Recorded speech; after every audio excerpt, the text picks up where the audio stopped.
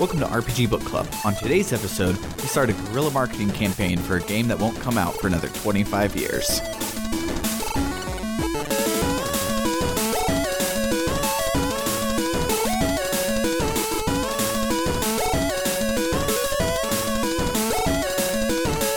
Welcome to the RPG Book Club, the podcast where we play a little bit of a video game and talk about how it makes us feel.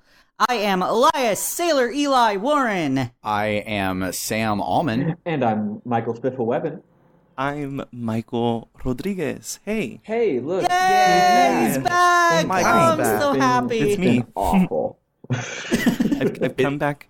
I've come back ready with my sailor suit ironed and pressed, and Sweet. I have my tiara ready too. And so I'm excited to be here. I've played a lot of video games, and so yeah, it was my birthday this week. So I'm big ol'. I'm 28 years old. I'm a man.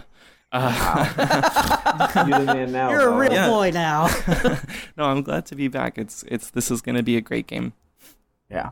Awesome. Yes, I'm glad you're back too because, I've been super excited about playing this with you and getting to hear your perspective along with everybody else's. This is this game is a big part of my childhood, and so I'm really happy that we're all playing it, and I've been really excited for this podcast. Speaking of which, would it be a good idea to share our experiences with Sailor Moon? I think it is a great idea. You know, actually. I want to start with Eli because you're Sailor Eli, right? Yeah, I am. So, I am Sailor Eli. Go into that. Let's crack that open. He actually has his own Senshi stone. That's he's the professional here. He is actually a magical boy. So that's it. Yeah. So and I'm not Sailor Eli just because I curse a lot. I was talking to one of my managers at work and was like, yeah, I've got this YouTube channel and I go by Sailor Eli, and he's like, is that because you curse? And I'm like, well, also that. So yeah, Sailor Moon. Oh, sorry. Go ahead. I was like, no, I don't curse. That's the goddammit ghost that shows up. He just goes in, he supplies all the cuss words. Yeah, and then leaves. It's not me. I've never done that. So Sailor Moon is something that I grew up with. When I was in middle school, I got really into Pokemon, and I started watching the Pokemon anime. I didn't know this show was Japanese. I was just like, this is fun. So I made some friends at school who also played Pokemon, and we talked about that, and then we went to a sleepover together, and one of them showed Ranma 1/2. Mm-hmm. And I watched that, and it was really funny. I'd never seen anything like that. What an iconic anime. And I don't think I yeah, I know. know. And the manga. Yeah, right. The girl who showed us Ranma 1/2 was like, hey, if you like that, you're gonna love Sailor Moon. And I'm like, what is Sailor Moon? And so she told me to tune into Toonami on Cartoon Network. It was on there at 4 p.m. our time, and I watched one episode of it, and I was like, this is my jam. Yeah. This is forever my show. I need this always in my life. Immediately fell in love with Sailor Jupiter because Uranus and Neptune hadn't made their way to the States yet. Yeah. I immediately got super hooked on it and started looking stuff up online and learning about it and I learned how to draw because of Sailor Moon. Wow. Holy crap. That was what got me really into drawing. Yeah. Yeah. So it's been a huge part of my life. I credit Sailor Moon with my being able to come out as bisexual and later come out as trans because, I look up to Sailor Uranus a whole lot, and she's genderqueer, and she's a lesbian, or she's gay. Mm-hmm. She's genderqueer, she's not necessarily a lesbian. But anyway, yeah, so that's a huge part of my identity, and that's part of why, that's the reason why I wanted to be Sailor Eli on YouTube. Mm-hmm. So yeah, I'm super, super stoked for this. Yeah. That's really cool. That's really, really cool. The fact that you know how to draw now because of Sailor Moon. That's yeah. Pretty awesome. I think my only experience with Sailor Moon was Hearing about it from friends, because when I was younger, I was like really into Gundam and like just fantasy anime like Dot Hack and stuff like that. But I had heard of Sailor Moon and I watched it when I was like, I remember like a kid. An early morning, right? You'd wake up on things like Saturday mornings or something like that, or just wake up early mornings. Yeah. You'd watch it, and it was so good. I remember like watching it, and like, and because like I was like in a really Christian household, like dudes watching Sailor Moon was just not something. It was just not something that like they really wanted us to watch. So I'd wake up like really early on weekdays before school so that I could watch it, and then watch it again on Saturdays. And then I worked at GameStop with one of my managers really liking Sailor Moon a lot. She ended up working for like I think Gaia or something like that. But when I think of Sailor Moon, I also think of her, and she was like one of the best artists I've ever met in my life. Wow, nice. And so yeah, That's awesome. I should show you guys her artwork. Her name is like Pyowacket, and she's really great at what she does. But Sailor Moon has always been, I don't know, I kind of always associated it with like Power Rangers, and that's definitely, I guess, the intent. That's how it got its start. Just for a real quick history lesson, Naoko Takeuchi, who was the creator of Sailor Moon, was really into the Sentai shows over in Japan. But so things like Kamen Rider, but she noticed there was nothing like specifically for girls. It was all catered to boys. So she wanted to make her own Super Sentai series specifically for girls, and that's how the first manga of Codename Sailor V came out, because that's the prequel to Sailor Moon. And then it boomed in popularity, and she was told, you have to make more of this. So that's where Sailor Moon came from. She didn't end up finishing Codename Sailor V until after Sailor Moon had started, and then it gave her a chance to kind of integrate it into Sailor Moon. Yeah, that's super cool. Well, thank you for that. Yeah. I didn't know that at all. Yeah. So I have lots of interesting history stuff. But anyway, go ahead. So how my entire like solo introduction to Sailor Moon was back. So I watched Toonami, but I'm like barely younger than Eli is. So I was on like the next round of Toonami when we had Yu Yu Hakusho and Dragon Ball Z, and Sailor Moon was already off of it. So watching that, Dragon Ball was on it, and I watched the crap out of Dragon Ball. And I remember being like 9 years old. The internet was a wild, wonderful, beautiful place, and I searched for Dragon Ball, and I came across this website called Dragon Moon Z, which oh my goodness. I miss the old internet. Which sounds like something. It sounds like something that would have existed back then. Yeah, it was it was a hentai site. Oh, yep. I know exactly what you're talking about now. Yep. It specialized in crossovers between Dragon Ball and Sailor Moon, and that was the only thing I knew about Sailor Moon, was that it was an anime with a girl in it until high school. My friend Ashley cosplayed as Sailor Moon, and that then was the only thing I knew about it. Practically, I saw porn of that. It was practically all the way up until I met Summer. Like, I obviously had learned about it and knew little things about it, knew it wasn't just a porn thing, but I didn't I just knew of it as, oh, it's that anime, and not anything specific about it until I married Summer, and then she was super into it and would break things down and be like, oh, this is just yada yada and this and that and the other. And I finally watched more than a clip of Sailor Moon last summer, and we watched Sailor Moon Crystal together, and we binge watched the whole 3 seasons that were out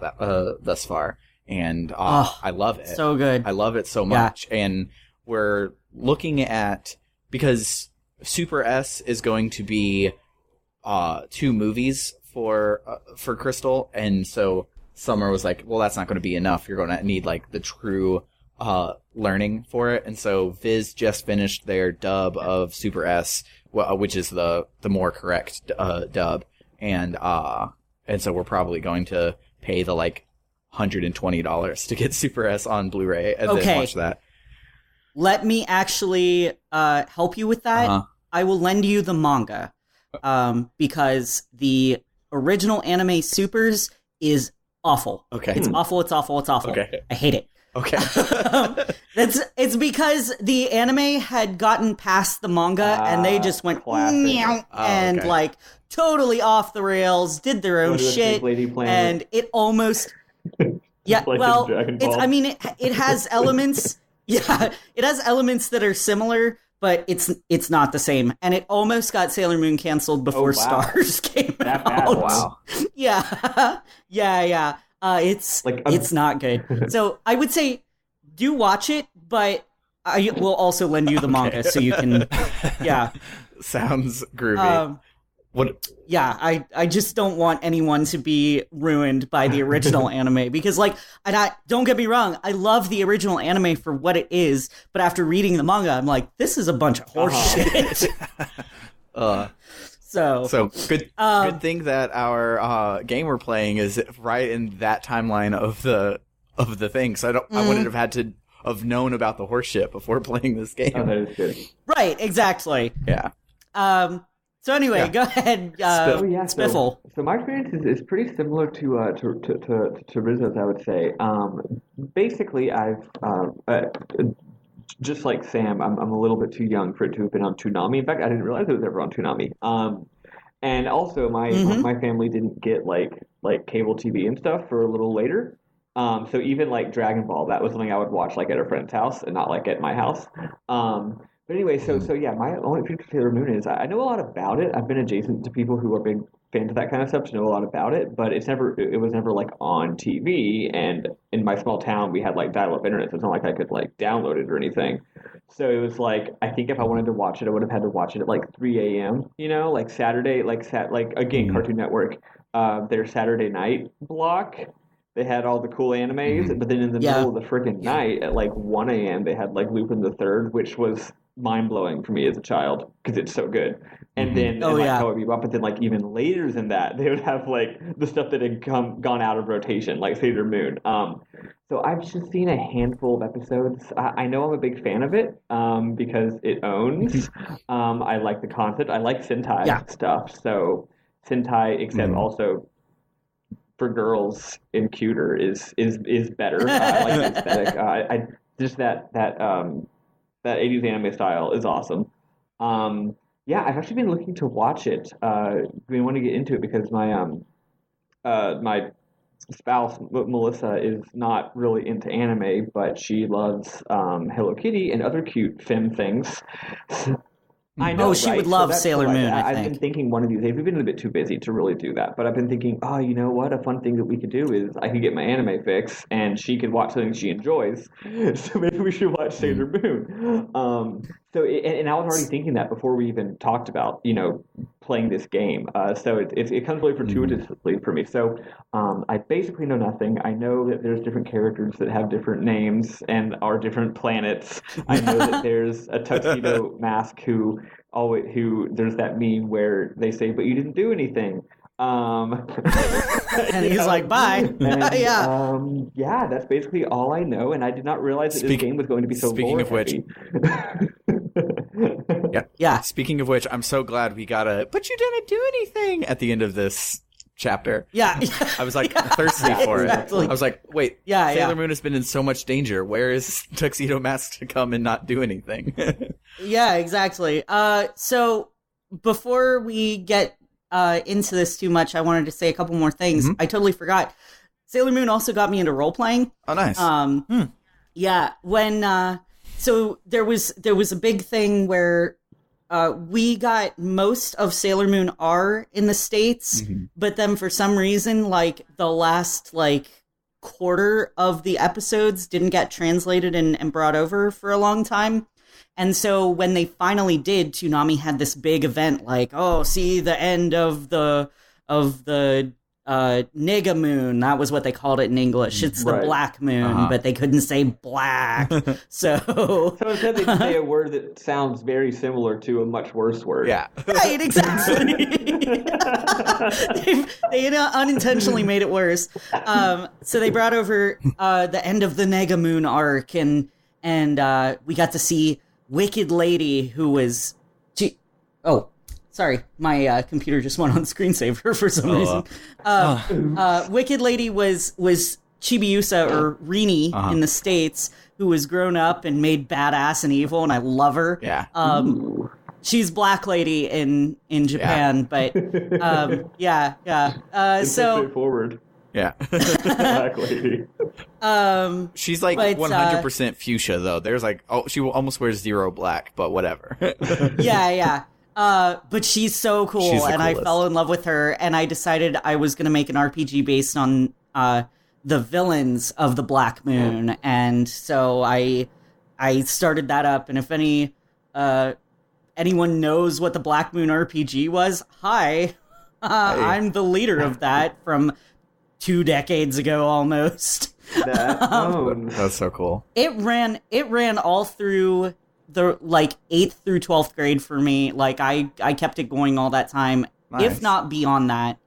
And then the other thing to note is oh shoot. Well, I was gonna before we start, I actually am gonna give a brief overview of where we are in the story. Yeah, and I'm gonna name all the Guardians, and that way we kind of can. Yeah, there's a lot. So we can kind of keep track. Yeah, nothing like an RPG that gives you 9 playable characters in the first 5 minutes of the game. Right off the bat. Yeah, it's great. We get up to 10 eventually. Yeah. So today we'll be discussing Chapter 1 of Sailor Moon Another Story, which is entitled Her Destiny. So do we want to get right into this? Yeah. Okay. Yeah. Awesome. So here is a brief overview. Here's the names of all the Guardians and who they are in their human personas. We have Sailor Moon, who is Usagi Tsukino. She's our main character, who we're going to be controlling for most or the entirety of Chapter 1.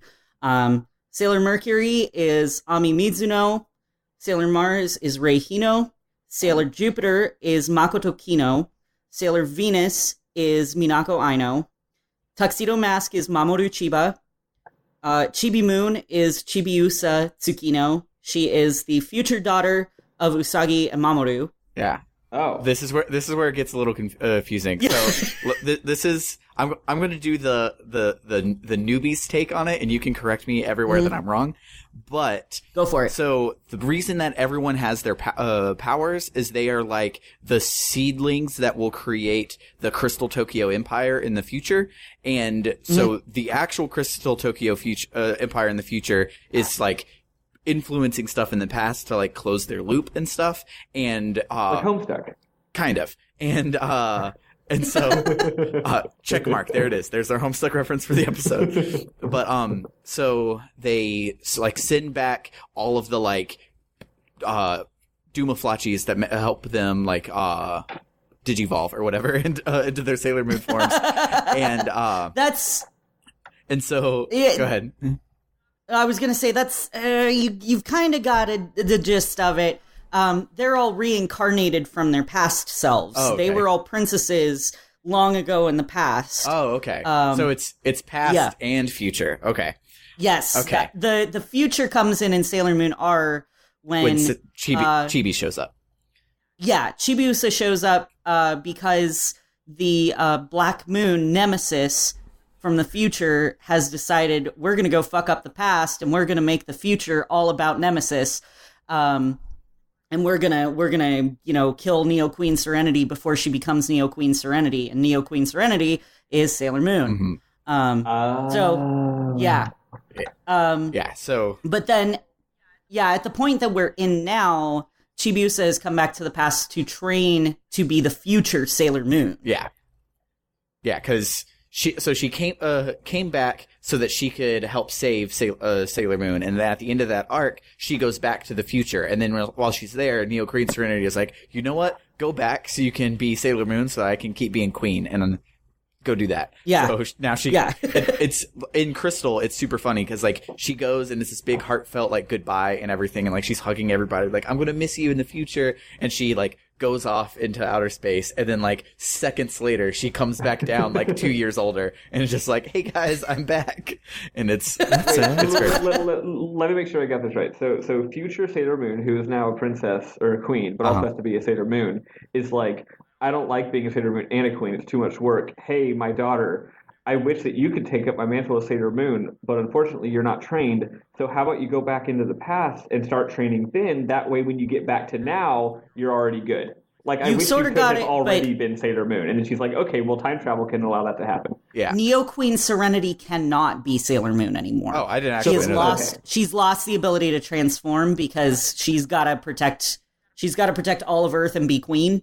So there is no Sailor Moon in the future, so she sends Chibiusa back to be Sailor Moon. Oh, cool. Gotcha. Yeah. So that's it's like I always say, the easiest way to do something is to have already done it. Yeah. Then exactly. some character stuff that I feel will be important to get jokes as we go along is in this version of the anime that this is taking place in. Rei and Usagi like hate each other. Like they're the biggest rivals in the entire world. Rei would be Sailor Mars. So like there's specifically a joke in this chapter that requires that knowledge. So that's why I wanted to bring that one up. And then for Chibiusa, and even though Chibi knows that Mamoru is her dad and Usagi knows that Chibi is her daughter, they for some reason have like a love battle between over Mamoru. Like, who do you love, me or Chibi? And Mamoru's like, she's my daughter, of course, like I'm going to take care of her. Like, what do you mean, Usagi? And it's this huge like, well, you have to tell me, like, do you love me or do you love her? Like constant back and forth thing. And yeah, Usagi's kind of a shithead in the original anime. I mean, yeah. They all kind of are. They had their personalities like bumped up to 11 for the original anime because it was a kids show and it was meant to be fun and colorful and blah blah blah. So it was just super exaggerated. Yeah, exactly. But I think that's enough working knowledge to be able to get started. I do need to name the rest of the senshi real quick. Totally. Oh yeah, please stop. Sorry. Nope. We are not done. We've got Sailor Uranus, who is Haruka Tenno, Sailor Neptune, who is Michiru Kaio, and it's also important to note that those two are in a relationship together. Mm-hmm. Sailor Saturn, who is Hotaru Tomoe, and one we haven't run into yet, Sailor Pluto, who is Setsuna Meo. We haven't run into her because she dead. Yeah. At this point in the original anime. And this does borrow some from the manga, but mostly it takes after the anime storyline. At this point in the original anime, she had stopped time to prevent Uranus and Neptune from dying in a helicopter crash. And that is the biggest of the three taboos of time space.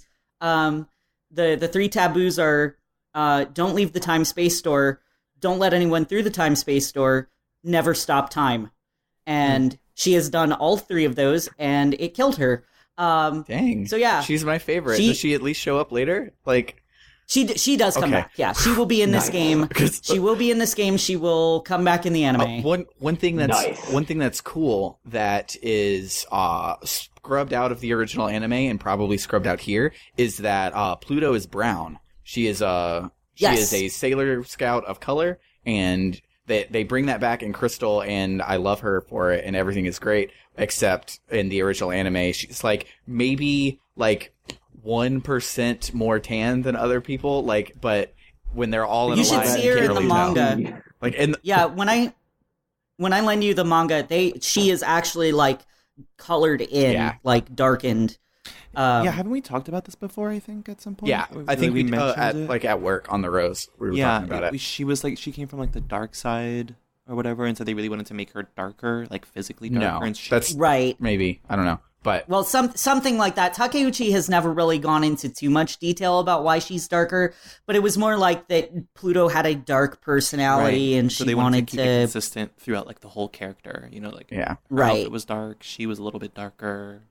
Yeah, it's kind of exactly. She's badass, and like ironically, she was, besides Moon, who's Summer's favorite. She was Pluto was Summer's favorite for most of growing up, and now that she knows that she should have been brown when Summer was watching it, Summer's like, my life would have changed completely if I could have looked up to a brown girl on TV growing up. I'm just like, yeah.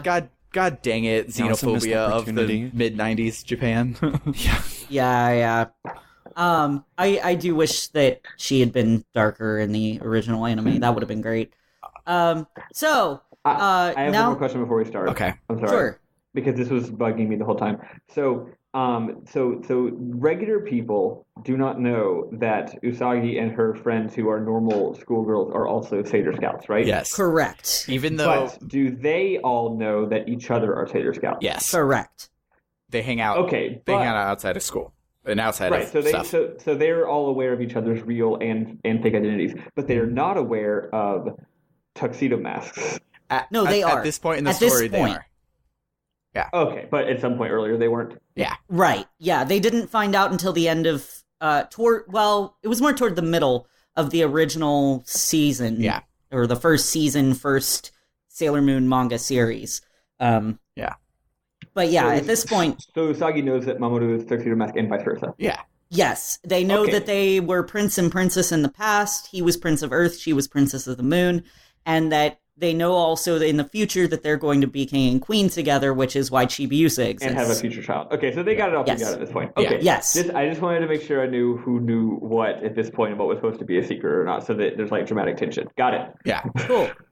Awesome. So now, almost 30 minutes into the podcast, let's get started on the game. It's not a long playthrough. I mean, it's not terribly long, so. Yeah. No, These it's not. overall are probably going to be like some of the shortest episodes we do. At least, at least they'll be longer than if we had done Magic Knight Ray Earth, because this game is 15 hours long, and we're spreading that over 5 episodes. Magic Knight Ray Earth was 6 hours long, and we're spreading it over 4 episodes. So, well, we may actually be doing this over 6 episodes because, like I was saying in the host channel, we should maybe split Chapter 2 up.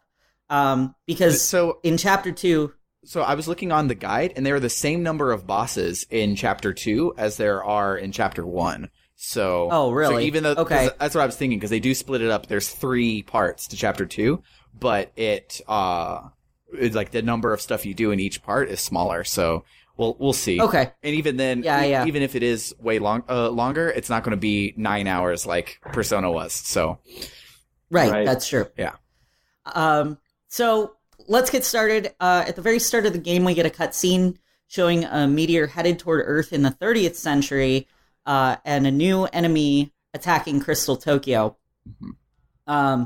Queen Serenity and King Endymion watch the mystical silver crystal, which is called the Ginzuisho in the game and in Japan, react violently to some energy, and they mention Death Phantom, who's the big villain at the end of the Black Moon arc. So that's the prior to where we have gotten at this point in the series.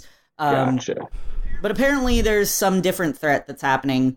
It's all kind of vague and nebulous at this point. They don't really go into a whole lot of explanation.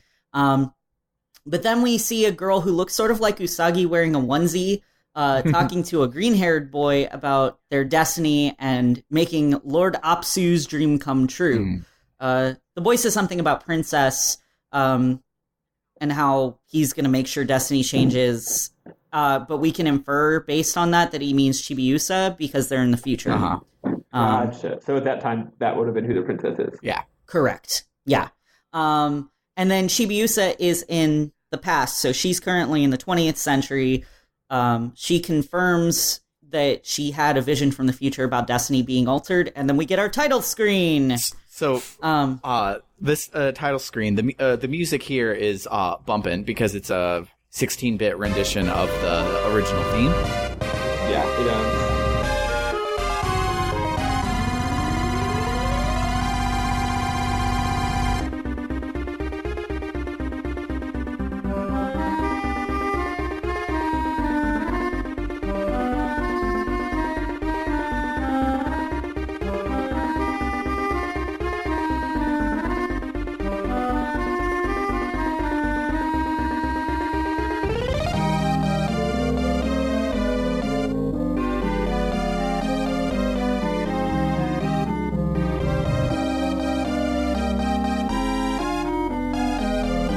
And one thing that was super cool about it while it was going through is Summer was singing along with it while I was playing, and she jumped back and forth between the Japanese and the English because they used they used like the same song, like beat, rhythm, etc. Just translated the words. So Nice. she was like would like do a stanza in Japanese, then do a stanza in English, and back and forth because she's watched the series in like every dub possible, like 30 times. Yeah.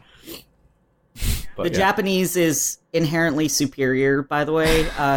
The English, everybody knows the English. Fighting evil by moonlight, winning love by daylight, never running from a real fight. She is the one named Sailor Moon. This was so hard to do with internet latency.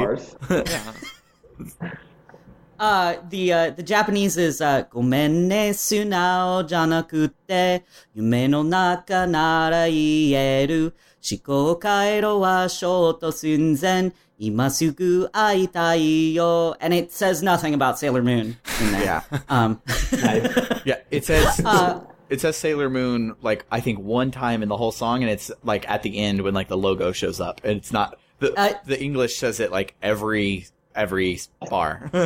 Yeah, it's like you're watching Sailor Moon. Nice. You're watching Sailor Moon. Guess what? You're watching Sailor Moon. Yeah, that's the English theme song, and I hate it. So we start the game up, and we see Luna in Usagi's room trying to wake her up, like she does, because Usagi is always sleeping or eating. Those are the two things she does best. Yeah. There's something weird going on. Yeah. Yeah, that's like a really relatable moment. Yeah, exactly. Usagi is honestly a very relatable character. One thing I loved about this opening is Usagi keeps saying like, "Good night, it's time for bed," and everyone else is getting up and getting ready to go to school. And even after she goes and sees that it's daylight outside and does some Sailor Mooning and like saves everyone, like everyone is on their way to work, and she's like, "All right, I'm gonna go take a nap now." And it's like it's 7:30. You have to go to school. There's actually one very specific line here that I actually sent to. I actually told my spouse Melissa about it because I wanted her to know about it, and it's like. In this opening part, so what happens is, what's the name of the cat? Luna. So the cat's literally like, "Get up, something bad's going on." And she's just like, "Whatever." But then she's like, "No, this is serious." And what Sailor Moon says, Usagi says, she literally goes, she's like, "Okay, fine, I believe you. There's something dangerous going on. Be careful. Good night." I like how like the game poses like the choice to help or to like investigate. It's like, are you going to get up and help? And the first I hit no like 5 times. Yeah, the first time I said yes, but then when I played it again, I selected no, and then you get like pummeled. That's great. She's like, "You don't get a choice." I've been like tricked by too many games recently that will give you a game over for those things. So I used to always pick no. Like in Pokemon, it's like, "Do you want to join Team Rocket?" I'm like, "Hell yeah, I do." And like I used to be that kind of person, but like I've gotten, I don't even remember like what game it is where it's like, it was Space Funeral, where it's just like, "Here, you can drink my blood," and then you get a game over. I'm like, well, I don't want to risk that ever again. Even though that's like exclusive to Space Funeral, I'm still afraid of it in like every game now.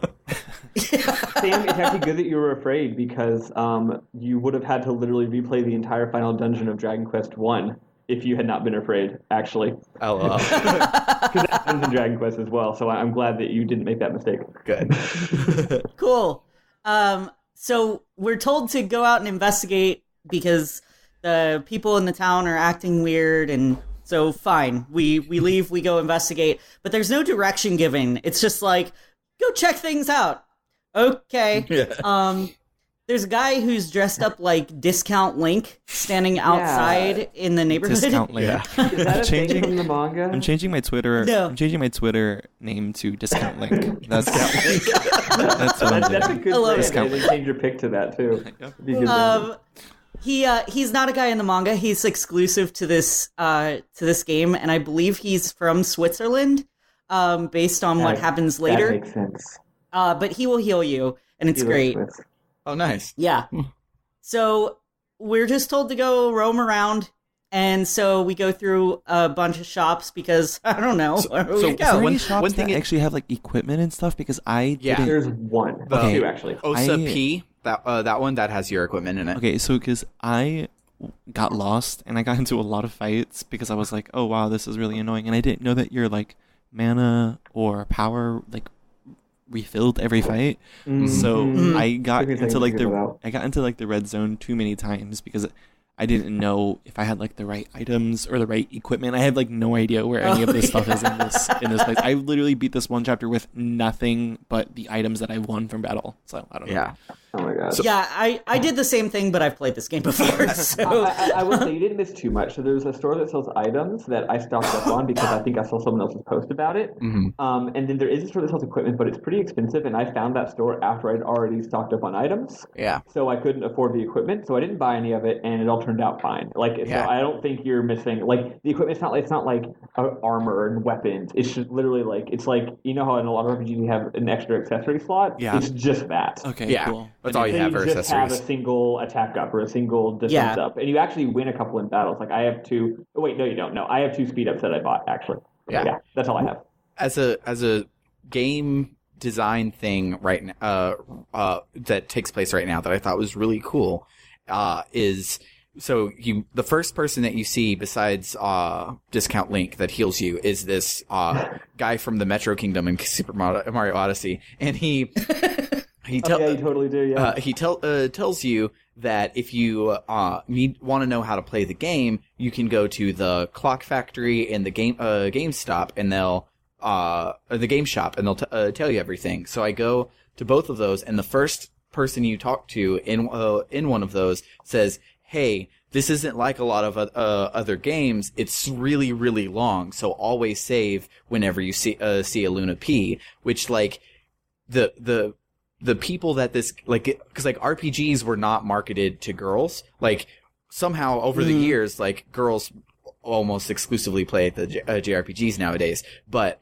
like back in the day, like the Final Fantasies and the Dragon Quest, like those were all about like burly dudes saving girly girls and whatever. But this one was like marketed for girls. So they're like, hey, this isn't like a visual novel. This isn't going to be like something you finish today. Make sure you're always saving. And it was like cool that they called out like this game is 15 hours long. You haven't really done that ever before in your life. Like go and save. Yeah. Because like everywhere else is just like, oh hey, here's where you record your progress, and you just move on because we're like the people that normally play RPGs, like you understand save points, you understand the length and epicness of your quest ahead of you. But this one is like the people picking this up for the first time probably don't know any of that. So let's make sure we say like define our basic terms of what an RPG is, which I thought was really cool. Which is cool. Yeah, it's really simplified from other RPGs. Like playing Final Fantasy VI is like, oh my god, I have so many things that I have to keep track of. I have so many things that I can do, like so much armor and equipment and stuff.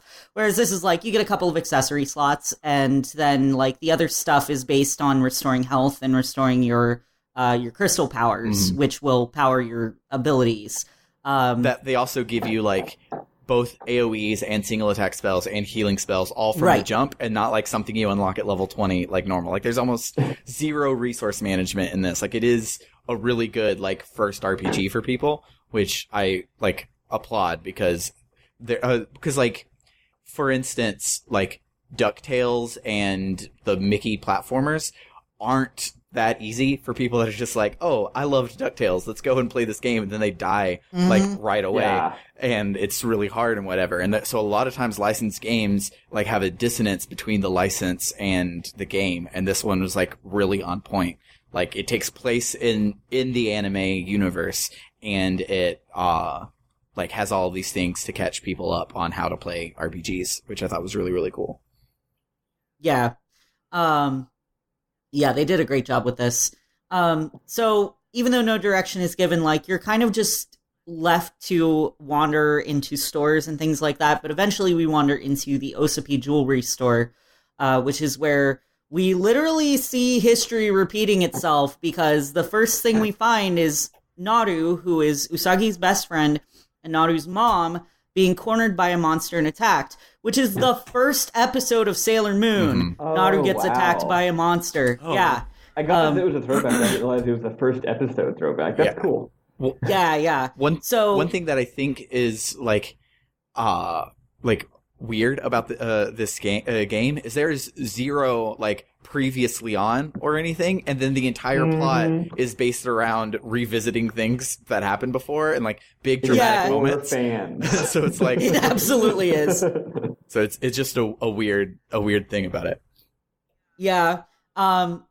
Yeah, I was going to say the game assumes that you are a diehard Sailor Moon fan and you have watched every episode up to this point, because every monster you run into is also from the anime. Really? It has shown up at some point and they have already defeated it. Yeah. They've all got they've all got their same names that they had. Like the whole Monster of the Day thing in the original anime came about with like they would possess a tennis racket, and this tennis racket would go nuts and turn the person using it into a big monster named Tessuni, which is an anagram for Tennisu. Yeah. Which is tennis in Japan, in Japanese. So, but yeah, things like that. So they're all based on those old monsters, and they, so we save Naru and her mom, and Usagi's like, what the hell? Why was there a daimon? There shouldn't be daimons. The Death Busters are now Dead Busters. We have killed them. They're gone. Yeah. Those are the enemies from Sailor Moon S. So we then head over to the Hikawa Shrine, which is where Rei lives, and we meet up with the other girls because, hey, something's really freaking weird about this. So the girls spend some time talking about Ami's friend Ryo Urawa, who is in town. This is also there's gonna be a lot of, this is a character from the anime and I'm gonna have to explain it.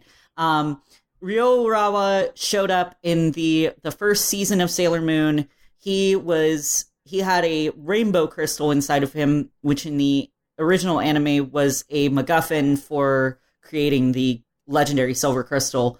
Because he had that rainbow crystal, he had the ability to tell the future, and he had like cheated on a test so that he could get all the perfect scores, because he wanted to get closer to Ami. Because that's what you do when you have godlike power like that. You cheat on a test so that a girl will like you. Yeah. Yeah, exactly.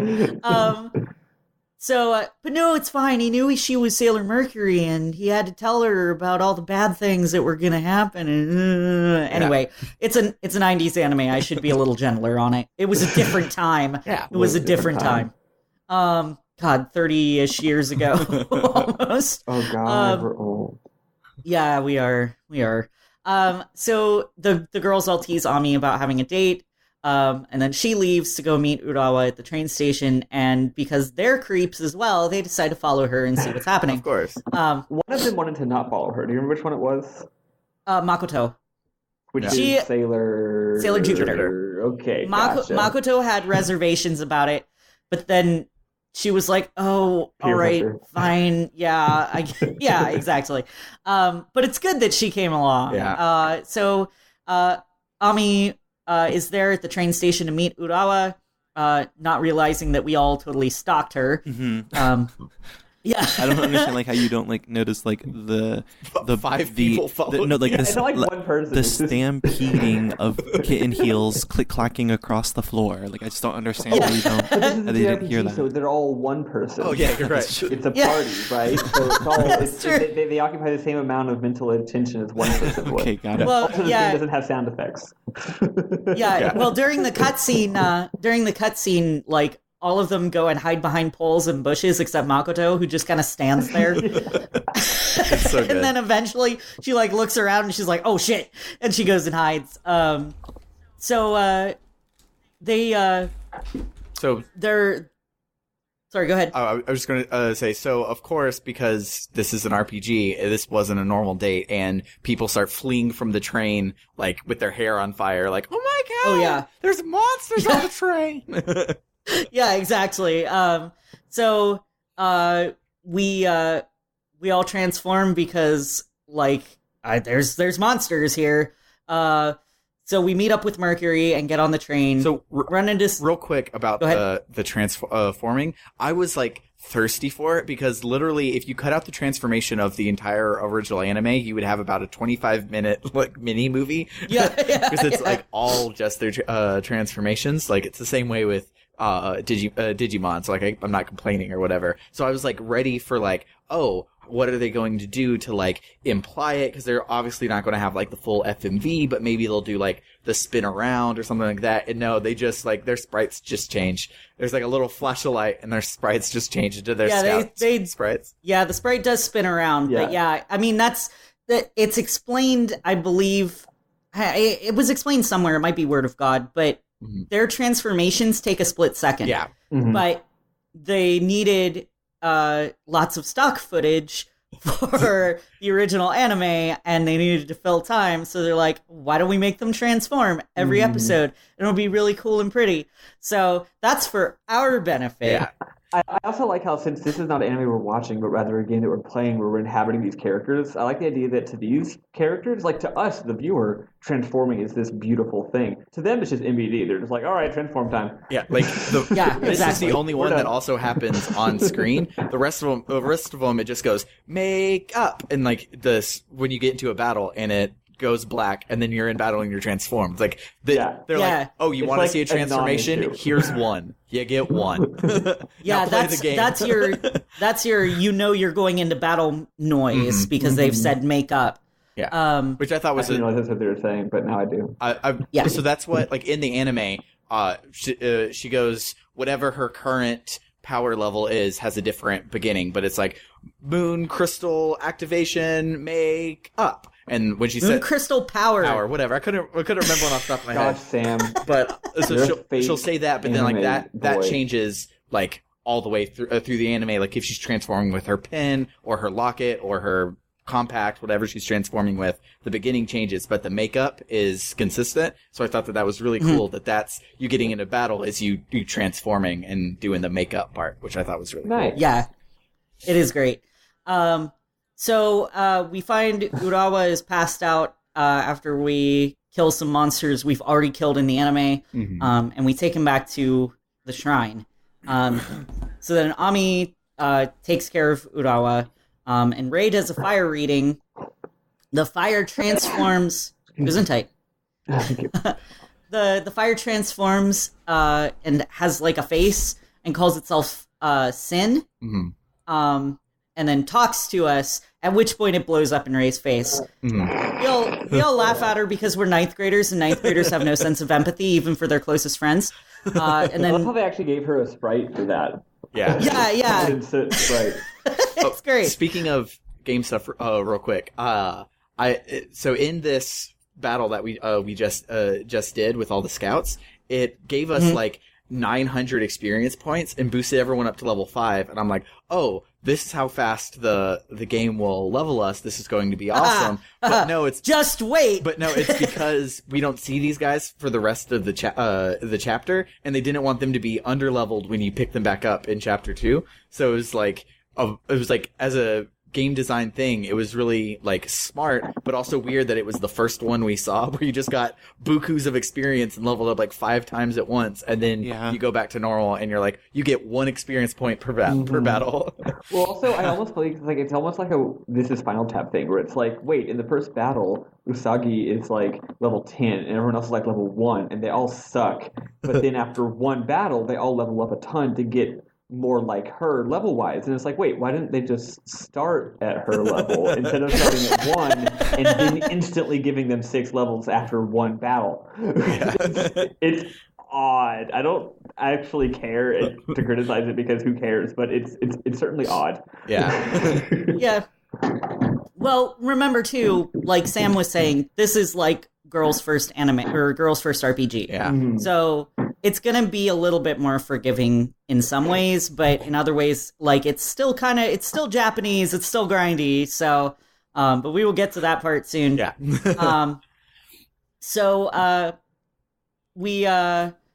Ray says she's gonna go take a bath because she's covered in soot and it's gross. Mm-hmm. And then Ray's grandpa calls out for her to come to get the phone.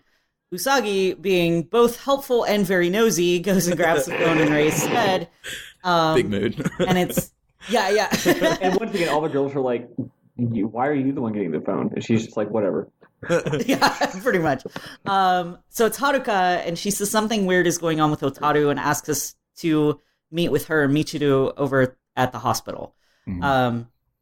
So we head over there.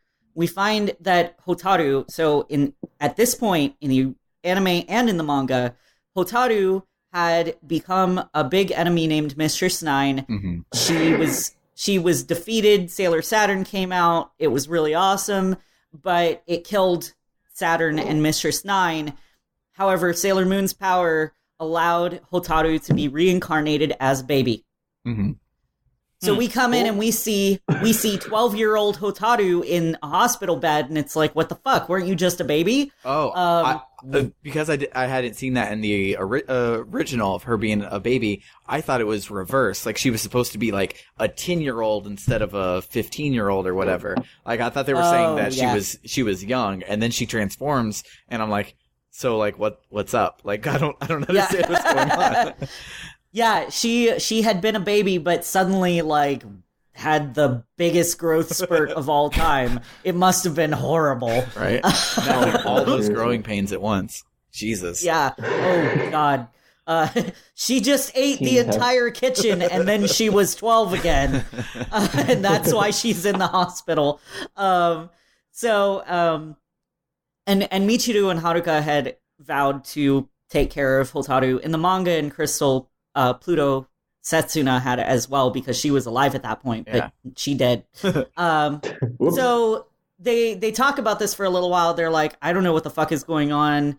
We're seeing all these monsters we've already seen before. A nurse shows up and says, it's time for Hotaru's checkup. And Michiru's like, bitch, don't you knock? And realizes the nurse is a monster because no human would ever be that rude and just waltz into a patient's hospital room like that. Which I thought that was like hilarious. The power of etiquette. It was like, what if she was a nurse and she was like, okay, she actually has to get checked up on now. Well, like, what if it was legit? They give to its credit, they give lip service to that. She was like, we have standing orders that no one enters the room. And it's like medical. It's like a nurse.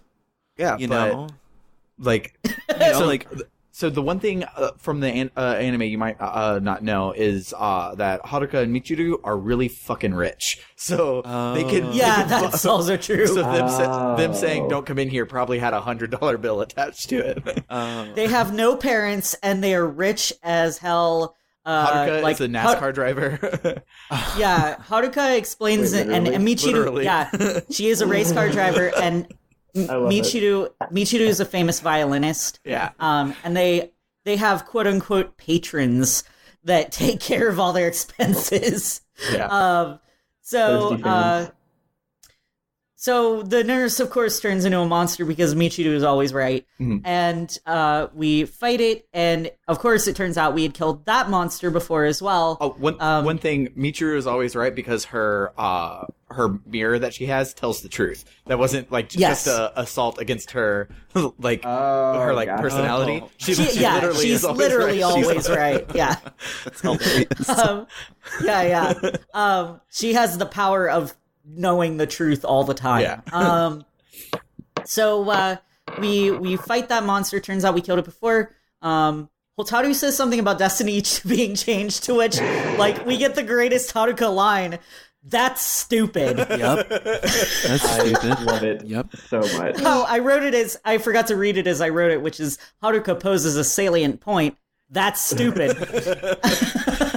So, as a brief aside on it being stupid, so what this game is doing is the bending over backwards bullcrap that mobile gacha games will do 20 years from now, where they're like, we want to tell a new Final Fantasy story, but we also want people who only want to play as Cloud to play our story. So we're going to spend the first, 2 hours of our story bending over backwards to do some time-space bullcrap to put Cloud in our new Final Fantasy game. And that's basically this whole first chapter is like, oh, well, Destiny's changing, so you have to fight all these people. Instead of just, making the story, the video game be the first season and you could go through all of these things again, they wanted to tell a new story, but then also hit all of the old bad guys at the same time.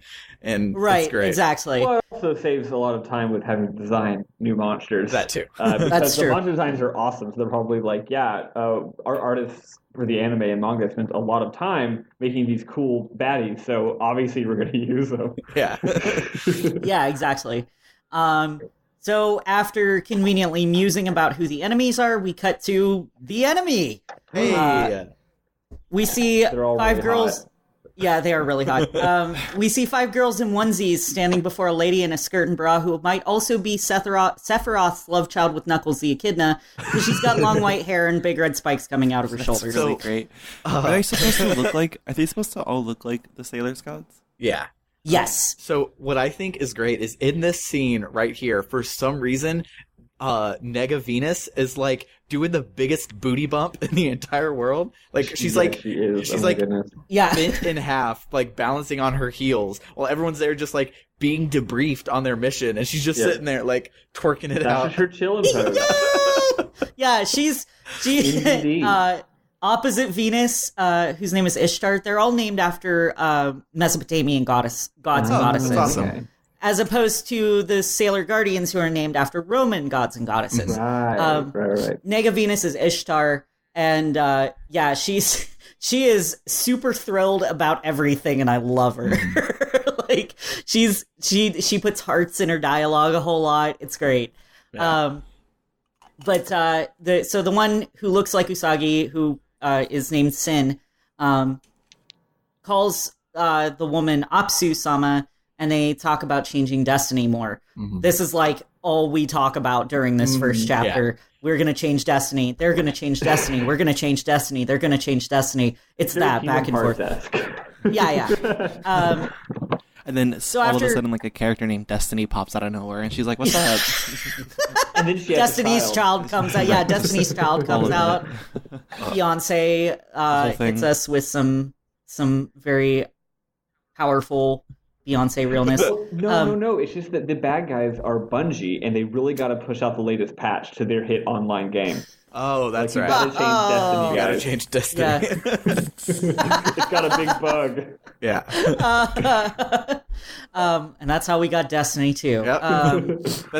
This is just guerrilla marketing for Destiny 2. That started really 25 early. years in the past. Yeah. It's also time travel stuff. Yeah. In real life. Yeah, of course. So we cut back to Usagi, Haruka, and Michiru, who are outside the hospital. They're talking about searching the town to see what's going on, and then Hotaru shows up. Haruka tells her to GTFO and go back to bed.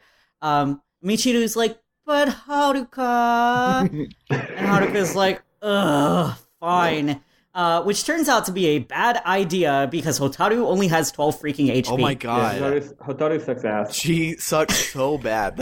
She's my one-hit killer now, but getting her past level 1 was the hardest thing I've done in a video game in a very long time. Yeah, I only had a few items that could heal within a reasonable amount of her HP, not 300 HP or whatever. Right, you don't want to waste that shit on her. Right, yeah, that was really dumb. And so she almost died. She died once, and then after that it was fine, but it was hard. Yeah. Yeah. Weird thing about this game is so up until this point, I think it should be mentioned, you've only had scripted battles. Mm-hmm. You haven't had any random battles up until this point. Well, when you're on the train, you have battles that come you out have of a nowhere, couple, but those are scripted on the train. Yeah, they're scripted, they just come out of nowhere. Yeah. But see, this is the first part of the game where you get actual random battles, and I got a misconception for this game because the first random battle I got fucking annihilated me. Not, I didn't have to, but here's the thing: it was just random because it turns out the battles you most of the time run into just 1 or 2 enemies. But my first random battle happened to be 4 enemies. Oh God! And it was 1 of the weaker ones and 3 of the stronger ones. Oh man! So I'm like, oh my God, is this how this game is going to be? But then every other random battle that I got into was just 1 enemy or maybe 2. So it just so happened the first random battle was like, yeah, you're going to get absolutely destroyed. And also, just like Rizzo, I did not realize that at this point that the MP regenerated every single battle. So I'm like, oh, I can't use these spells. I'm going to need them, especially if the battles are all going to be this hard. After I got past the first battle, I realized the game isn't hard at all. But yeah, it was rough. Yeah. So I feel now is a good time to talk about how I was playing this game. So up until yesterday, I had been playing on my PSP because I just finished moving and still don't have internet access at this point. I'm using Discord on my phone to record, but so I knew I wouldn't have like access to my computer. So I'm like, oh, I'll play it on my PSP. But the PSP emulator isn't very good, and every time a voice sample would be used, it would freeze for like 30 seconds. And so each random battle, like each battle, when you use a move, you call out the move, which as a design thing was awesome to hear the anime coming from your screen, especially on the Super NES. You very rarely had voice clips at all, and for there to be this many in the game was super awesome. Unfortunately for me, that meant about 14 times in each random battle, my game would freeze for 30 seconds, and then on top of that, the encounter rate is a little too high in this game. You get one block down the street and you're in another fight, and then the map is huge. So my whole Monday at work, I would get on break. I would walk 5 blocks. I would get into a battle. I would set my PSP down. I would surf Twitter on my phone until my PSP was ready, and then I would finish that battle, and I would get 2 battles done per break at work. Gosh. It was super rough. I then put it on my computer, and everything was perfectly fine. But playing it on my PSP was really rough. Maybe for you also said there was a long delay in getting into battles. Maybe the Sailor Scouts in your game just needed more time to change their clothes. Yeah, they were doing their actual transformation sequences. They're supposed to transform, off screen during the split-second screen transition, but in yours they were just lazy, and they're like, we can't do it that fast. We need at least 2 minutes. Yeah. So this is where we get to our grindy bits, because these monsters are only giving 1 XP per. And until you level up Uranus, Neptune, and Saturn a bit, they suck. Yeah. They suck very hard. So I did some grinding to get them up to level 6 so that they were on par with the other Guardians. Yeah. With my, looking around the town taking so long, I accidentally grinded like crazy. And so I think, this set of 4 are all at, level 10. And stuff wow. Because I didn't know where to go, and because I had only been able to do 1 battle per break, I couldn't remember when they had told me where to go, and so I was looking at maps, and then the map that I looked up online labeled both Mugen Academy and the elementary school where you're actually supposed to head. Both just called them school, so I went to the opposite side of Tokyo and got there and met a locked door. Whoops. And I'm like, God dang it! And then had to go all the way back, and that whole time took forever, and then gave me a boatload of experience. So I think I'm pretty grinded out for the rest of the game. While we're sharing, I'm going to share my experience real quickly as well, just as a tip for anyone who might be listening and looking for tips. I made a beeline to the next plot point every single time. And my characters were low level, but here's the thing, the bosses are really easy, so grinding, at least so far, is 100% unnecessary. Yeah. So far. Maybe later that'll change, but just so you know, if you do want to not grind and just make a beeline, you can totally do that too. Absolutely. Well, at least by the time I got them leveled up enough, Uranus's world shaking was annihilating everything. Yeah. I also changed their formation. Yeah. I changed their formation around so Saturn was in the back. Because that's going to mean she's hit less and takes less damage. So we head toward Usagi's house. Even though the game doesn't tell us to do that, that's where we're supposed to go. Yeah. But I mean, it's sort of about exploring. It's sort of about checking out the open world and stuff like that. So it doesn't have you on rails, I think, which is cool. I think it was somebody mentions to head back to Usagi's house. Like it, that. So someone does, because I made a beeline there. Mm-hmm. I don't recall it being mentioned, but you may be correct. Yeah. So we head inside and we find Usagi's little brother Shingo being chased around by the Grim Reaper. Literal Grim Reaper. Yeah. Well, it turns out it's not actually the Grim Reaper. That's just his overworld sprite. Yeah. It's another resurrected Yoma. Mm-hmm. We kick its ass, or rather, Rennis kicks its ass. Yeah. And then we head back outside and get a call from Luna to go back to the shrine.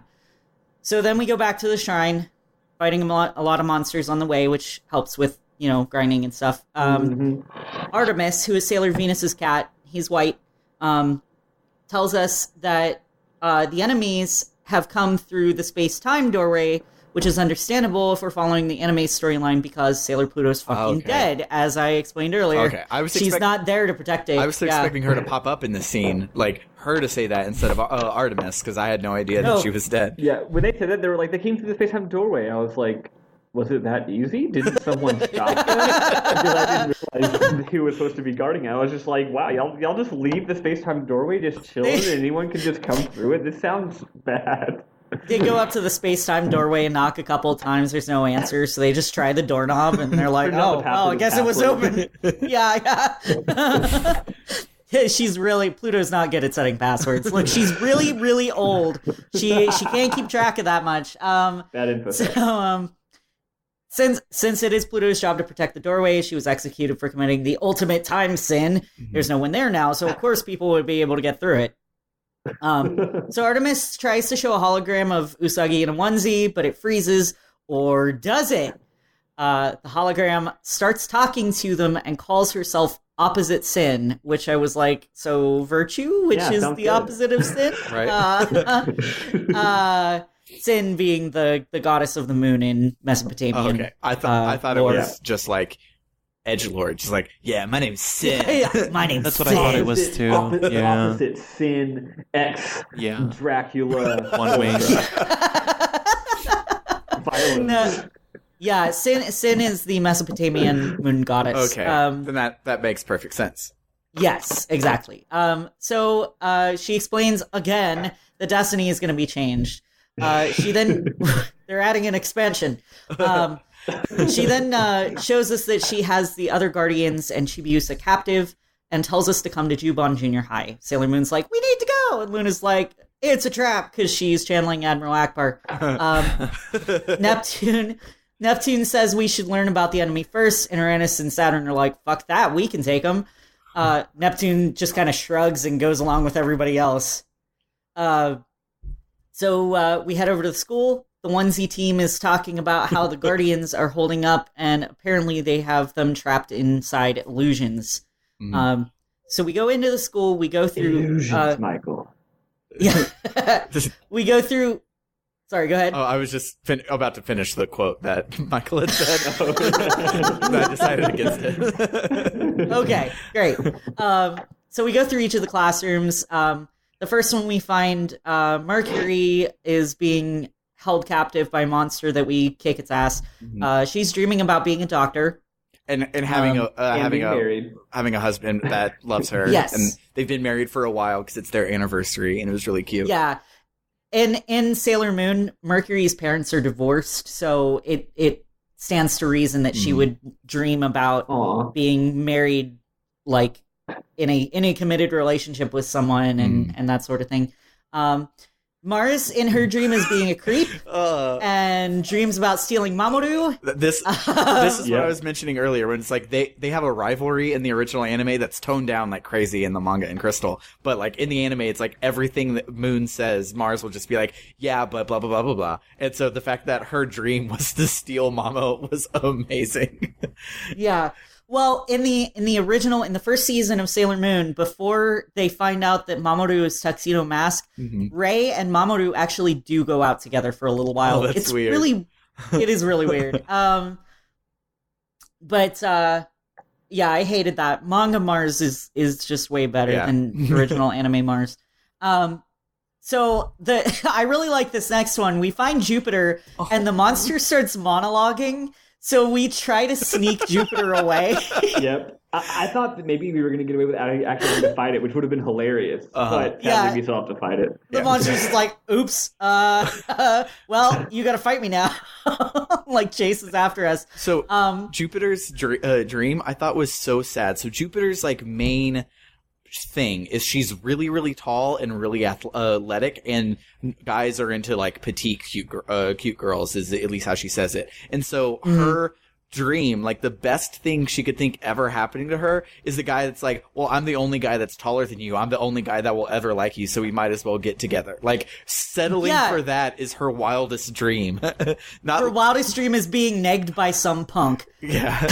Which is like so sad for her, but like her main thing in the anime is like Sailor Moon is like so nice to her and says that she's so pretty and all of that that stuff, and so like that's why they're such close friends. Like actually in the Sailor R movie, like that's a big plot point, is that they remember that Sailor Moon was nice to her, and Jupiter thinks back to like that moment when she's like, "Oh my god, I love your earrings! Like they're so they look so good, they make you look so pretty," or whatever. And so like just seeing that at this point, Jupiter's big like wildest dream is just to have somebody be like, well, what other choice do you have? It's like so sad. Was Sailor Moon actually nice, or when she saw the earrings, was she like, wow, is this amazing how you can wear anything? No, Sailor Moon was genuinely nice about it. She was genuinely nice. She wasn't being Regina George, like, oh my god, I love your skirt, where'd you get it? That is the ugliest effing skirt I've ever seen. Oh my gosh. So I think there actually was one more of these little dream scenes, and I only bring it up because the one that we're missing, I think, was my favorite one. Yeah. Venus, yeah. Yeah, is that one? Oh, there it is. Yeah, okay. I have it written down. So if I recall, okay, I want to say how I understood this because I don't know anything about the show, so I might have read it wrong, which is hilarious. What I read was that I love how low-key it is. It's like one person dreams of being a successful adult with a career and a husband.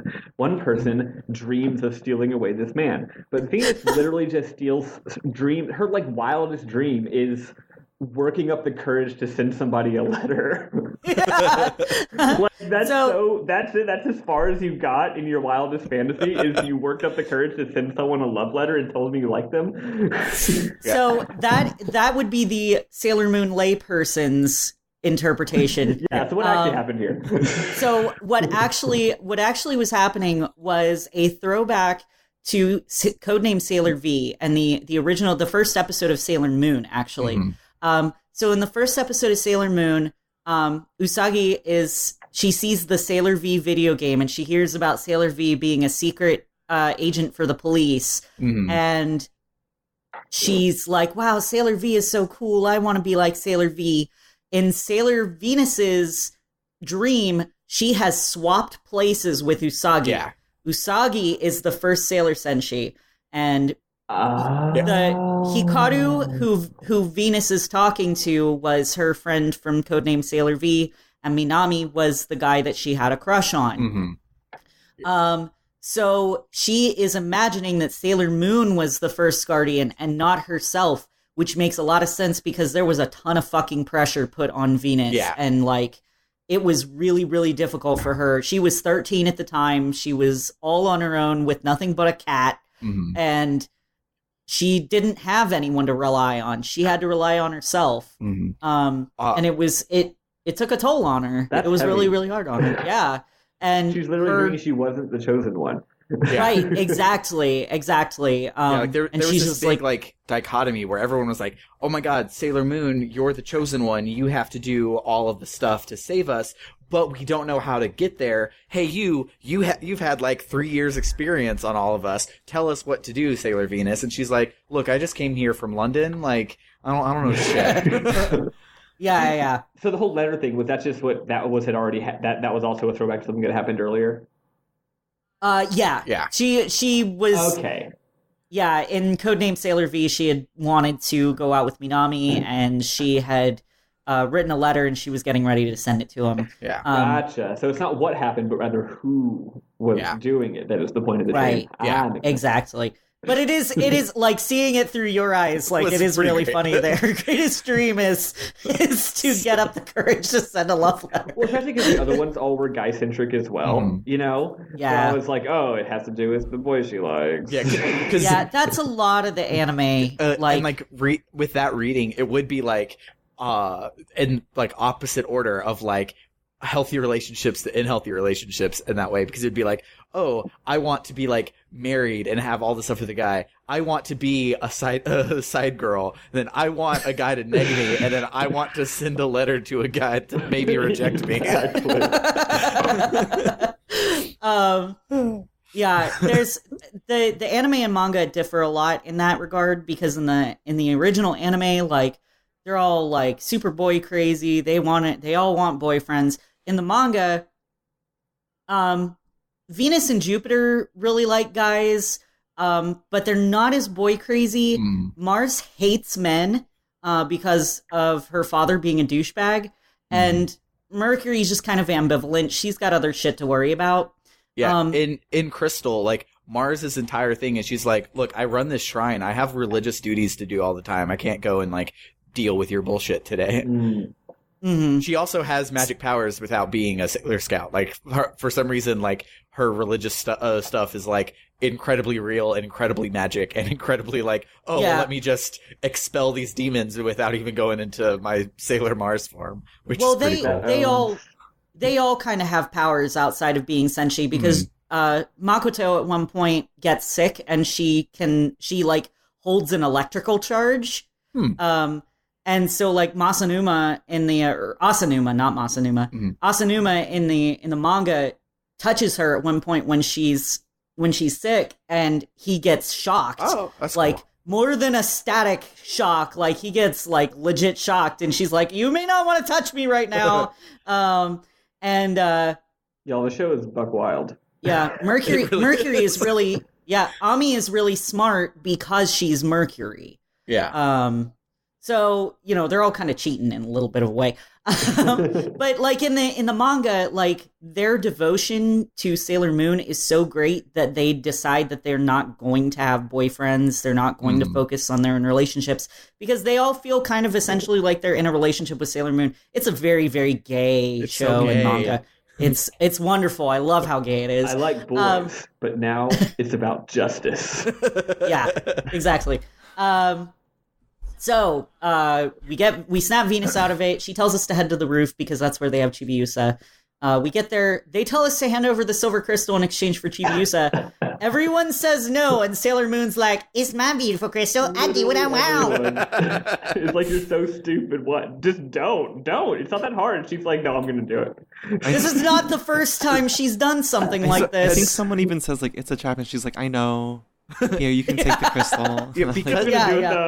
Because she said that, I was like, oh, she has a plan. What's her plan? And her plan was to give them the crystal and get Chibi back. Yeah. Well, she had done this like it was longer than this, but I'm going to exaggerate. She'd done this like 5 minutes prior with the moon chalice.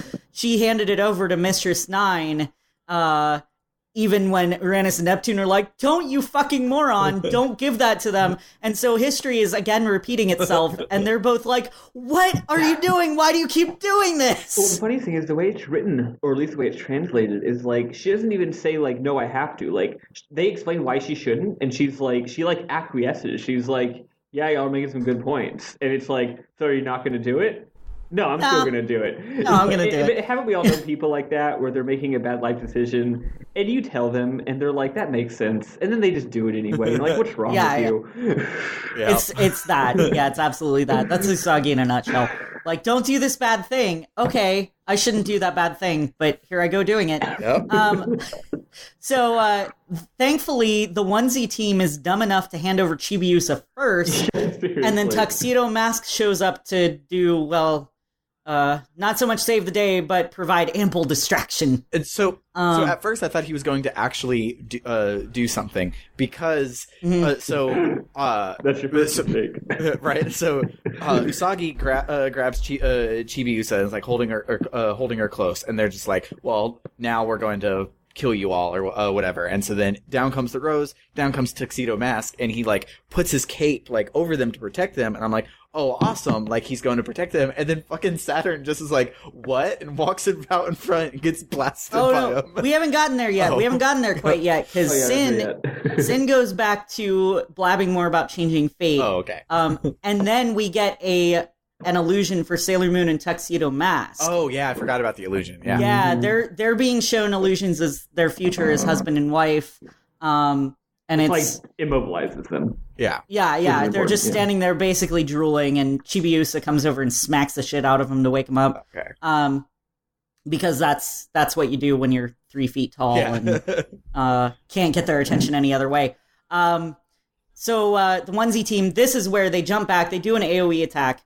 And yeah, Tuxedo Mask, I said it's an AoE attack that wouldn't have actually hit anyone, but Tuxedo Mask isn't that bright and blocks Sailor Moon, which causes him to get clipped by it. Yeah. So, yeah, he gets hit. Sailor Saturn, for whatever reason, jumps in to try and help, but she has the lowest HP of anyone and easily gets KO'd by a blast. Yeah. It's basically that Tuxedo Mask's like, I'm going to jump in front of everyone and save everyone. And then Saturn's like, no, I'm going to jump in front of everyone and save everyone. And it's like, oh, Sailor Moon has the most HP. She should obviously... Did you not pay attention to the battle formation? Right. If anyone's supposed to be taking this hit, it should be Sailor Moon. Yeah. Oh, I forgot to mention, there was a part I left out earlier, because there's a bit where Mamoru has a dream about his Shitenno, who had been the generals for Queen Beryl after she possessed them, but they were originally his guardians. They were his sailor team. Yeah. But they talk about destiny being changed. It's the same bullshit that you hear through the rest of this. Destiny's being changed. Yeah. But no, this happens later. This happens after the opposite team leaves. It happens before with Mamoru, but then they show up again. That's why I mentioned it. Okay, they do show up a again. Foreshadowy cutaway scene. Yeah. Okay, I forgot about the cutaway. Yeah. There's a lot of those random cutscenes that show up that you could easily forget about. Because the moral of them is destiny is being changed. Yeah. So we take Mamoru back to his apartment. Hotaru goes back to the hospital where she, frankly, should have stayed in the first place. Mm-hmm. Haruka and Michiru lament that they couldn't protect... Why did I write the game? I meant the king. They couldn't protect the game. They couldn't protect the king. They couldn't protect Destiny too. Yeah. Which actually isn't their job. And usually they don't care if that's not a part of their job and their personal MO. So I'm not sure why they're torn up about this, but whatever. So we go to the living room. The Shitenno show up again. Mm-hmm. They explain that they're Endymion's guardians because everyone's like, "What? We thought you were Queen Beryl's minions." And they're like, "Nope. That was a mistake. That was because she possessed us because we're weak. Things change. Suck." Yeah. So they tell the Sailor Guardians about these light and dark stones that need to be brought together because RPG reasons. Yeah. This definitely sounded like you need a quest, don't you? So yeah, here's a quest. So in the generals are named Jadeite, Zoisite, Nephrite, and Kunzite, which are all stones. Mm-hmm. So they have a dark version of their stones and a light version of their stones, and they give them each of the dark stones and then tell them that the light versions of the stones, I don't know how they know this, are in Switzerland, Nepal, Canada, and Turkey. Mm-hmm. So that's where we need to head to. Mercury decides to go to Switzerland, Mars is going to go to Nepal, Jupiter's going to go to Canada, and Venus is going to go to Turkey. Mm-hmm. And that's the end of the chapter. We're going to be heading over to Switzerland next. Yeah. Can you believe it? We just started as Girl Scouts, and now we're going to Switzerland. Right? Yeah, I know. Can you believe it? I know this is technically chapter 2, but I've just got to share the very first thing that happens in chapter 2 because it's just such a bizarre transition. Literally, they're like, let's go on an adventure. And then it cuts to black. Says chapter 2. The screen lifts and fades back up, and literally it's Sailor which one's the one with the Mercury. Mercury. Yes, I actually did know it. She just said it. It's literally Sailor Mercury on top of a mountain, and she goes, "Wow, this is Europe's tallest mountain. It's pretty high." And I'm just like, we just like skipped so much. Like we just went from black screen to like, well, I'm on top of the mountain. I'm on top of the mountain now. I'm like, cool. I've done it. I climbed this mountain. Yeah, that's great. Don't have to bother with the mountain dungeon. Yeah. So, what did everybody think? I really liked it. So, at first, I thought I was going to be let down by it, and I don't know why. And like the first like little bit of it, it felt like the hyper cheesy like middle of the road not good RPGs that I've played for a while, and I was like, it's okay, like I'll get through it, and like I can like all the references to the show I'll enjoy and everything, but like as a game I'll probably just max X to win. And that like changed after you got the second party, and I was like, oh well, I'm having to like actually heal and like use AoEs when I need to and use single targets when I need to, and like the battle system, even though like it's really easy, it's like surprisingly deep as well, because like I'm having to think all of these things about it. I don't even have like the links, or like half the icons on my screen don't do anything yet because I haven't gotten that power up later on or whatever. And so it's like surprisingly good as an RPG and not just as a fun way to spend 15 hours with Sailor Moon. Yeah. I love the graphics. It's really gorgeous. I do think that I like the graphics more when I was looking at screenshots, because it is definitely a lower budget game. So it looks beautiful, but it's not particularly animated. That's what I'm saying. Like, you look at the screenshots, you're like, wow, graphics. And then you see it in motion, and you're like, it's a little lower budget. But I mean, the biggest, like, the most that they spent on the animation budget was for the Sailor Senshi themselves, and I think that was the right move. Yeah. Oh, yeah, for sure. They're the main attraction. Their attacks all look really beautiful. Yeah, like all of the budget of this game was in the battle engine. Like outside it's like bleh, but inside everything is animated well. There's so much voice acting in your random battles, like PS2 RPG levels of voice acting in your battles. Those are all the original voice actresses too, by the way. I figured why, like, that's the point, right? So yeah. Even though I didn't personally recognize them, I understood why that was a good thing and why I would be excited about it if I was a Sailor Moon fan in the 90s. Yeah. It also, so like the level design, everything's just so big and open. It's bizarre. Yeah. And the battle system is like whatever. As we've talked about in the chat, I'm glad that the game makes extreme use of cursor memory, which is real nice, especially if the battle's easy enough to beat in like one turn. So like, last time I fought the bad guys, I just had two of them do AoEs, one of them attack the stronger of the two monsters, and the fourth one just do a normal attack. I hold down A, and they all do the same thing, and it wins the battle, and it was real nice. I mean, if your battle's not going to be super interesting, at least make me be able to beat it really quickly. But the fact that I could beat it using cursor memory, it actually felt like I was doing something, because it's not like I'm holding down A, and it's not like I'm mashing attack. I'm mashing A on these things that I already picked beforehand because I decided that this would be a good general all-purpose strategy. Right. It's almost like sort of the same feeling as like the Gambit from FF12. It's like, I just held down A and beat it in one turn, but I did that because of this idea that I had 2 battles ago. Which is cute. That's all. The difficulty of the battles oscillates wildly, but I don't care. It's whatever. The game is real tight. The music could be better. The music is just like medium.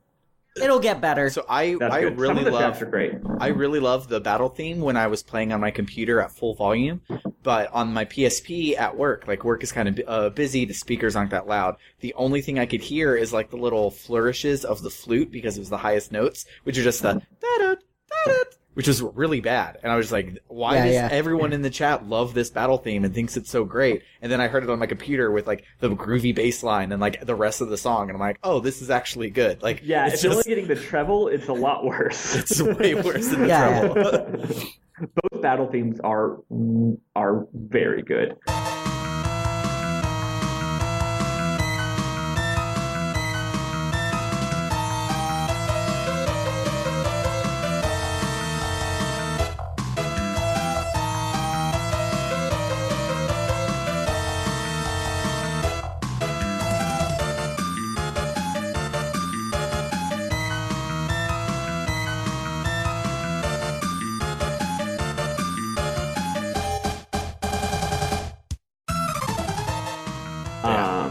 and one of the cutscene tunes is real good. But then some of the song that plays for like 10 straight minutes during the opening when you don't touch the button when you turn the game on cutscene gets real old.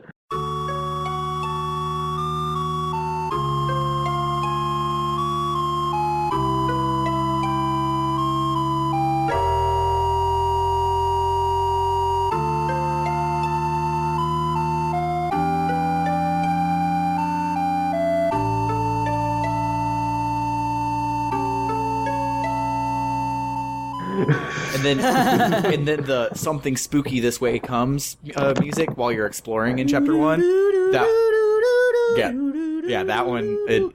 Cut it out. Just give me silence.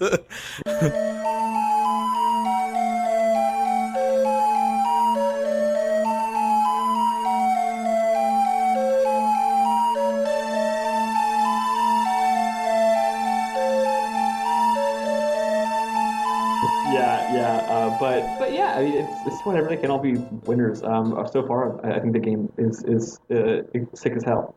Yeah, I'm thoroughly enjoying it. What about you, Rizzo? I didn't think it was going to be a bad RPG. I didn't know what to expect, really. Like, I just didn't. I like how it throws you in a story that you're assumptively supposed to know. I agree. That's a great thing. I do. I think that's a good thing, really, for the people who watch it, because it's a fan service. And I don't know. I think it's like bright. It's a very pretty, bright game, and so I don't think anything really bad of it. I think that Sam's right. I think that the encounter rate is a bit too high. And I think that's my only complaint right now about it. I'm really kind of eager to see where it takes me, because it's a Sailor Moon RPG. So, I'm excited. Go ahead.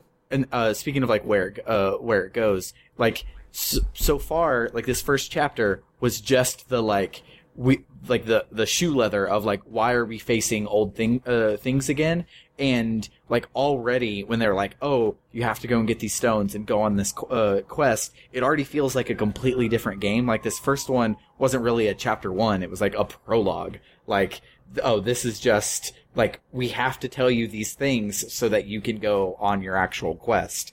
And now the quest is starting, and it already seems like it'll be like way better. And I'm like really excited to see where it goes. Yeah, and at this point, we already know who the villains are, what their goal is, and what essentially we have to do to stop them, a.k.a. we actually know what the game is even about, which is more than I can say for the first 4 chapters of Rogue Galaxy. The first 6 chapters of Rogue Galaxy. Yeah, exactly. Love to understand what the plot of the game is. Yeah. Even if they over-explained on this one, at least they explained it.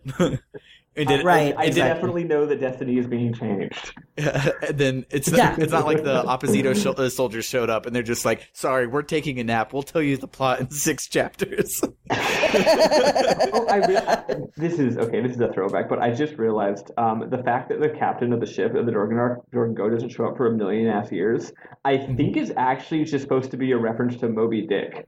Because that happens in Moby Dick. You get on the ship and really? And the character Captain Ahab doesn't actually, he's in his cabin, like, basically being a crazy person and brooding for, like, weeks.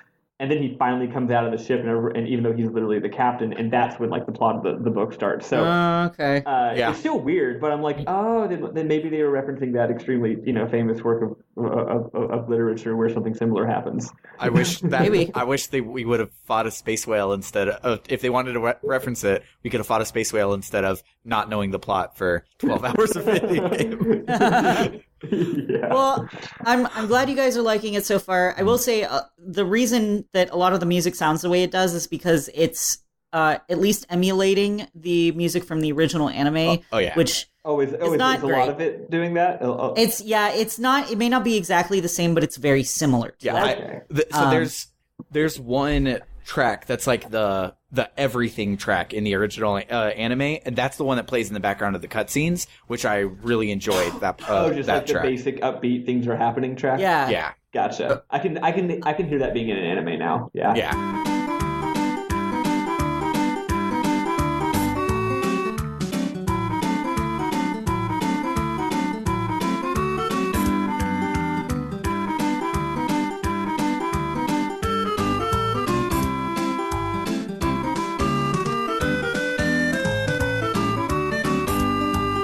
Yeah. I have the full soundtrack as MP3s on my computer. So I can send those to you guys. The music for Sailor Mercury that's coming up, I really like. Yeah, I'm excited for it. Like, so far, none of the music has been bad enough where I'm like, I'm gonna play this game on mute. But like, some of it just like is the Juraika stuff where it's like I can't spend multiple chapters with this going on. Right. Or it's just like regular. I'm just like ambivalent. Which as a huge music guy, I don't want to be ambivalent about music. I want to be like not playing the game because I'm listening to the music. That's fair. That's fair. So I believe that about does it for the week. Yeah. So if you like what you hear and you want to help us cover hosting costs and game costs, you can find us on Patreon at patreon.com/rpgbookclub. If you want to talk to us, we have Twitter at rpgbookclub, an email at rpgbookclub@gmail.com, and our favorite, our Discord, which doesn't have a catchy URL, so you can find a link in the description. Join us next week when we will play through Chapter 2 that I have forgotten the name of. Oh God, where did I put it? Oh, it's just something like collecting the balls or something, or the dragon balls. It's just a very descriptive title. It's not In Search of the Stones. That's it. Yeah. Collecting the balls in search of the stones. Yeah. Collecting the balls, the name of your sex tape. Awesome. For RPG Book Club, I have been Elias, Sailor Eli, Warren. I have been Sam Allman. Oh, it's me now. I've been Michael Spiffle-Webbin. And I've been Michael Rodriguez. Once again, so glad you're back. Yes. Yay. We got the gang back together. Woo! Too bad. About time. Too bad you're level 1 and you're going to get wiped on the first module. No. We gotta grind him up. Rip. All right. Love y'all. Bye. Bye.